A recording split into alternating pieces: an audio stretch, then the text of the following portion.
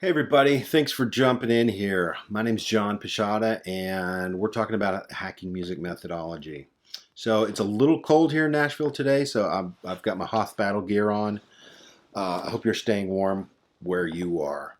So let's jump in. In this video, we're going to talk about the idea of develop, deploy, and dominate. These are the three stages that artists' careers go through. You could think of them as three acts of a play. In the film world, the hero, Luke Skywalker, there's a character arc that takes place. Where in the first act, he's kind of the whiny teenager who wants to, get out of town, and he's just not really doing anything. He's not being challenged.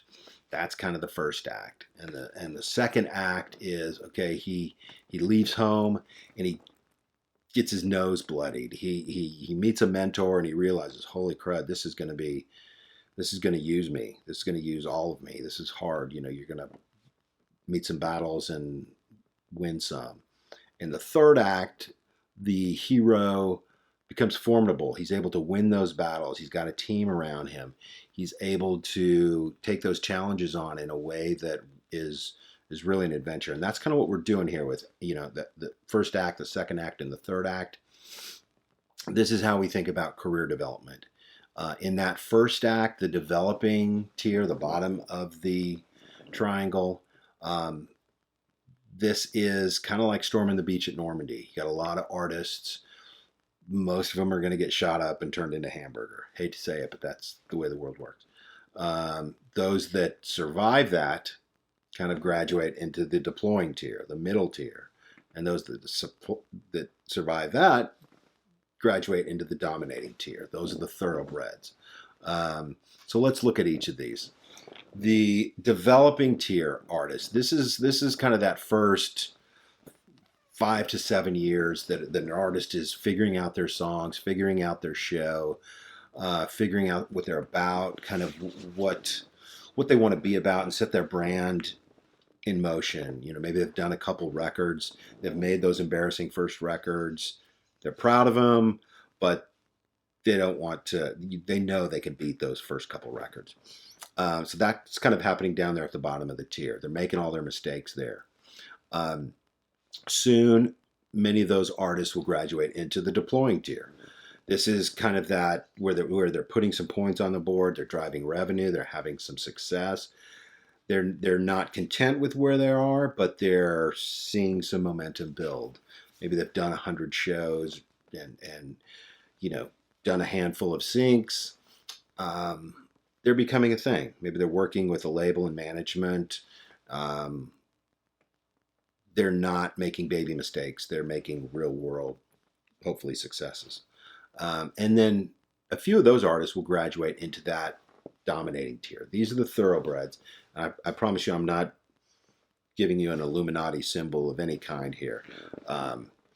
So the thoroughbreds are the artists that understand team, understand strategy, understand execution, understand project management. They understand financials.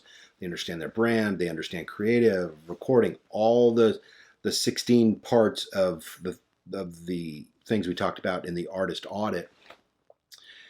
They're firing on all 16 of those. And they're thinking about, okay, man, I'm at the top of my field. How do I turn this into another 15 or 20 years? How do we not mess this up in a real sense? So that's kind of a quick walkthrough of the three tiers. At the bottom, they have no leverage. In the middle tier, they're building leverage. And at the top, the dominating tier, they've got a ton of leverage. They've got all the leverage. And this is really the ground game around the hacking music methodology. It's no accident that the first third of the book, the laying the foundation section, is really all about unpacking some limiting beliefs and recreating kind of some frameworks and some worldviews to really change your thinking. And the second section is really about deploying, and the third section about dominating artists. So why is this important? The hacking music book itself is really split up into three sections. It's the laying the foundation section really is geared for unplugging some limiting beliefs and really replugging in some correct beliefs that really strengthen how you work and operate. The middle of the book is more for deploying artists who are putting some points on the board, but understand that there's more work to be done. And the third section of the book is really for dominating artists, as it's a much more analytical in a sense. So this is important because as an artist, you really need to be where you are. So a developing artist really needs to compete with other developing artists. You can't fool yourself or trick yourself into thinking you're competing with Lady Gaga or Tim McGraw or Coheed and Cambria or Jay-Z. You're not competing with them. You're not there yet. That world doesn't make sense for you. You actually have to win down here first before you can win up here, and then ultimately before you can win up here. So it's important to remember that your career is not inevitable. You really have to fight it. Each section here, the developing, deploying, and dominating, it's a different war and a different ground game, a different level of expectation and investment for artists at each of these three tiers. So it helps you kind of know where you are in this career building endeavor. So I hope you found that helpful. If you want to be notified of upcoming videos, you can hit the subscribe button below. And I do look forward to seeing you next time. We'll see you soon.